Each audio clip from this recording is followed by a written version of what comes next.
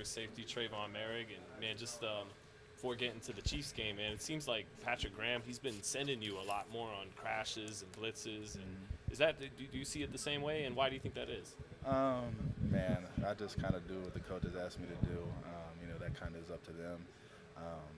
They're just trying to put me in the position to make some plays. So hopefully we can keep doing that. How do you assess your play, man? It seems like you've been real physical at the line of scrimmage. Yeah, I just try to be physical. That's one thing in my game. That I think that I am pretty good at. So I'm just trying to find a way to improve that. Throughout the week, every day, and just applying that Sundays. Have you had to, kind of communicate with the back end that much more since Marcus Epps went out? I'd say yes and no. The role as a safety is to communicate. That's the job title, so that comes with the job. But I would definitely say stepped up a little more. But having Isaiah there with me, he's a great communicator as well. So it's big having us both back there talking. How do you feel like he's been doing, filling in? Been doing great. Like I said before in other interviews, we knew he was going to be ready to step in and fill in this role. We've seen how he's practiced. The years that he's been here and how he's, just improved. So we knew he was ready to step in. You guys have one of the youngest defensive backfields in the National Football League. How do you feel like the younger guys have been coming along so far?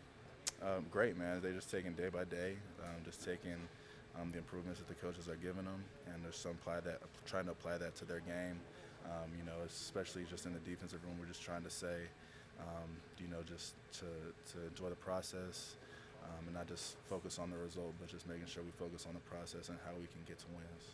As a defensive back, how much different is it playing against Patrick Mahomes in comparison to another quarterback? Man, he's just, he's obviously the best of the best. I can't say much on that. He's very accurate and mobile, very smart. He has players around him, great coaches around him. So we're all going to have to be on our 111 to get the job done this Sunday. What can you anticipate from seeing DeAndre Hopkins if he plays obviously this Sunday? Obviously really good receiving target. Don't know what the game plan is for him.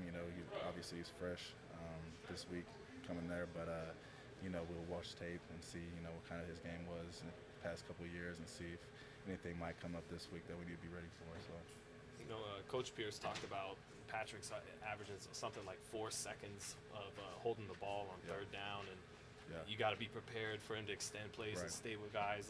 How are you able to do that as a DB, and how difficult is that when it's up to 5, 6, 7 seconds? Yeah, it definitely can be difficult. But I just say that's something we got to work on in practice, especially this week. That's what we worked on.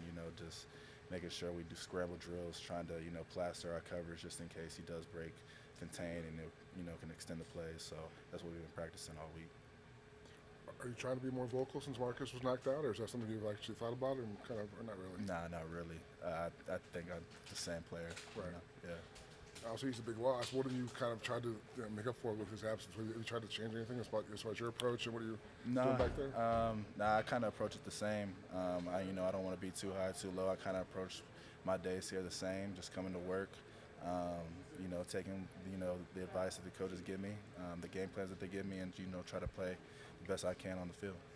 How comfortable are you when the scheme calls for you to play man? I know as a safety it's not going to be that often, but say you got to do it against Kelsey or I'm comfortable in man. Had a background in man coverage, past couple of years, places that I've been, so I'm real comfortable in man coverage. So. Does it feel at all like this is the year your prime has really began? Man, I like I said, I don't try to get up too high, too low. I try to stay consistent in my mindset of, like I said, just coming in here and trying to improve every day, man. So I leave it up to the people to decide. Right. Yeah. PFF. Pro Football Focus. Let them get the grades out. Right. Midway through the season, what grade would you give yourself right now? A letter grade? Mm-hmm. Oh, shoot. You just said A+, man. I ain't even gonna give you a letter grade, man. But I say it almost every interview. I ain't trying to be, the most flashy guy. I'm just trying to do my job at the end of the day and provide for my teammates and help us get a W. So. Subtitles A+. Classy, man. Favorite safeties all time, man. Who's the guys you looked up to and studied the most? Oh man, so many. I used to watch Brian Dawkins highlights all the time, just to get me, energized before games. Ed Reed, I mean, Troy Polamalu, all those guys, you know, have great film and put out there that you just watch their highlight tapes, you know, you just look up to as a kid, you know, just trying to emulate. So. The usual suspects. Yeah, right. I wanted to ask you about playing in the box. You getting more comfortable doing that? Would you do that in college? Not really. Right in college? So much, no, not so much in college. Like I said, it was kind of mostly just man coverage, quarter coverage kind of stuff in college. But taking that role on, being in the box a little more, you know, just trying to be as physical and stop the run. And you know, I feel like I've improved over the years in that area. Still improved, but I feel like that's been improvement. How do you